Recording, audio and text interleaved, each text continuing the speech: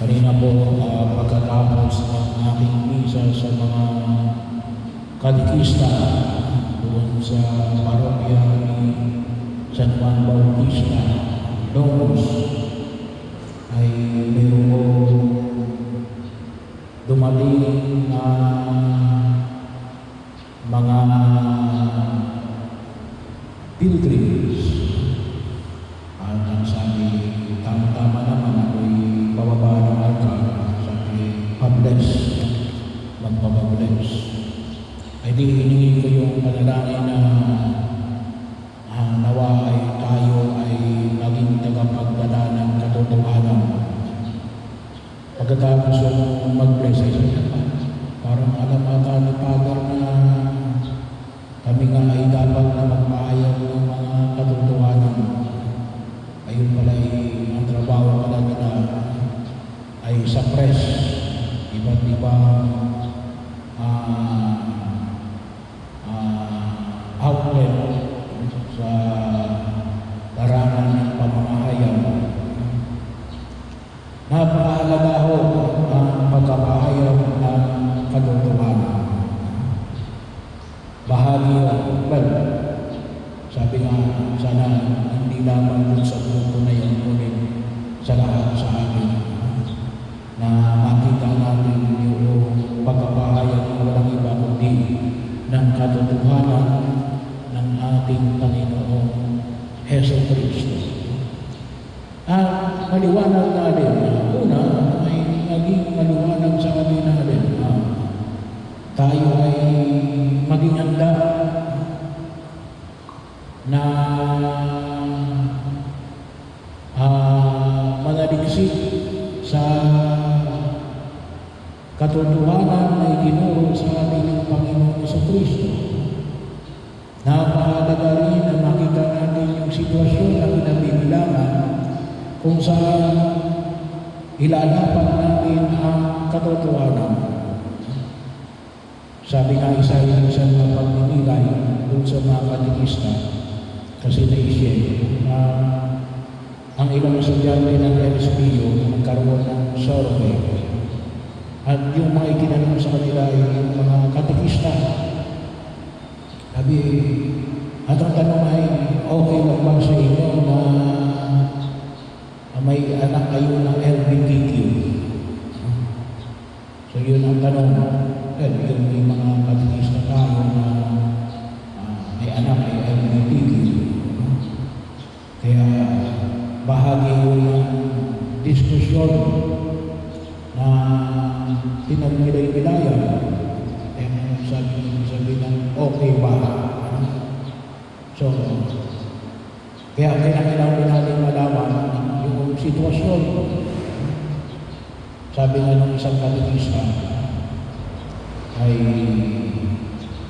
yung kanyang pamamaraan ay sabi niya ay anak, ikaw yung anak ko. Kailangan ikaw ay LGBTQ at ako'y katikista. Sabi niya ay mahal kita, pero kapag kayo magsasama na iyong boyfriend, kasi may anak siyang bakla, kung kayo magsasama na iyong boyfriend, ay magsarili kayo ng pamamahay. Huwag kang titira nito. Well, hindi sasabihin yun ng nanay ko. Ang nanay ang nakatira sa anak. Nagkataon na bahay yun ng nanay. So kaya para sa kanya, nirespeto kita, pero yung desisyon mo, hindi na mulugan na tama. Kaya daw, para marespeto mo rin yung sitwasyon ko, bilang nanay mo at nais na tumulong sa panawagan ng simbahan, ay kung kayo magsasama, ay kayo ay magsarili.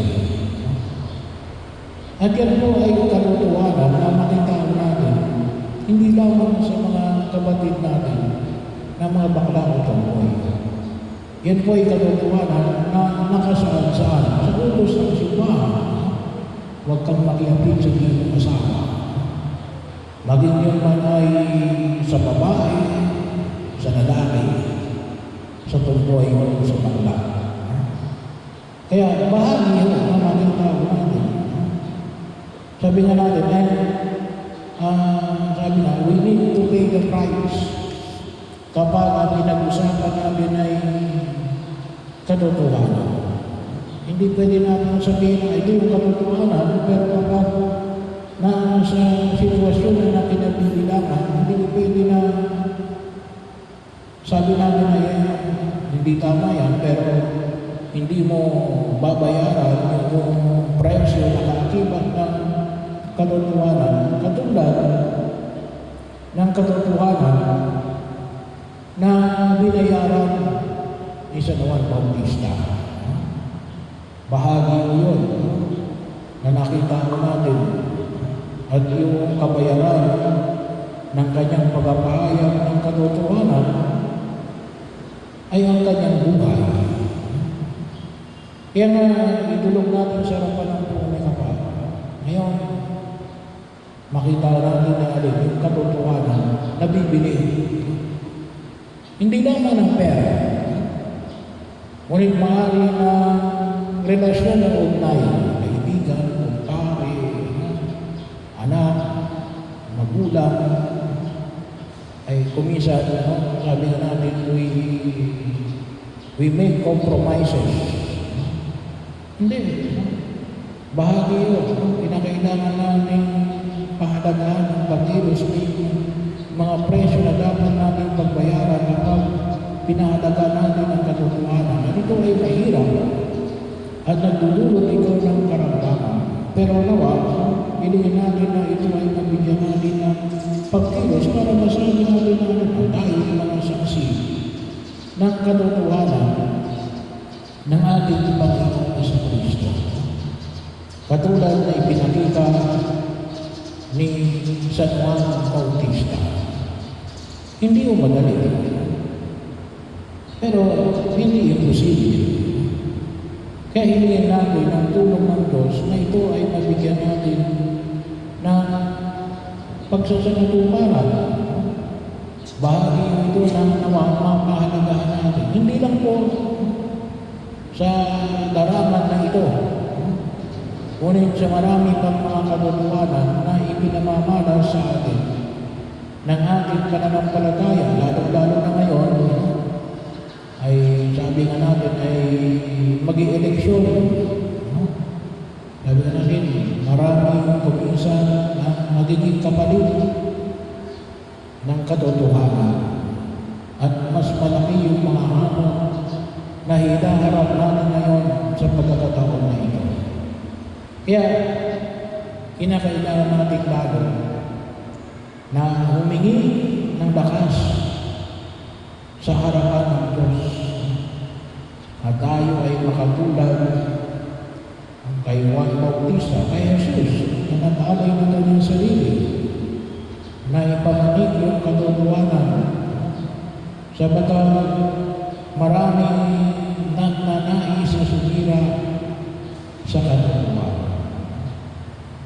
Hindi lamang sabagat sa Jesus ang katotohanan, ngunit dahil dito, sabi nga natin, sa mga naghahanap ng katotohanan, doon tayo magiging marunong, dumalawang ang ating karunungan sa ating paghahanap ng katotohanan. Kapag nasanay tayo natapalan ng katotohanan, hindi natin makikita yung tunay na karunungan na nais na ipamanig sa ating ng may kapal. Kaya huwag kayong magtaka kung bakit kuminsan hindi natin nagbibigyan ng tamang solusyon ang ating mga suliranin. Bakit? Ay tapal-tapal lang. Hindi natin nakikita yung tunay na katotohanan para tunay na mabigyan ng tamang lunas ang sitwasyon na ating kinabibilan.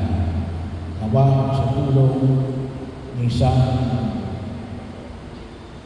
Juan Bautista, tayo ay maging handa na magpahayag at saksi ng kabutuhan.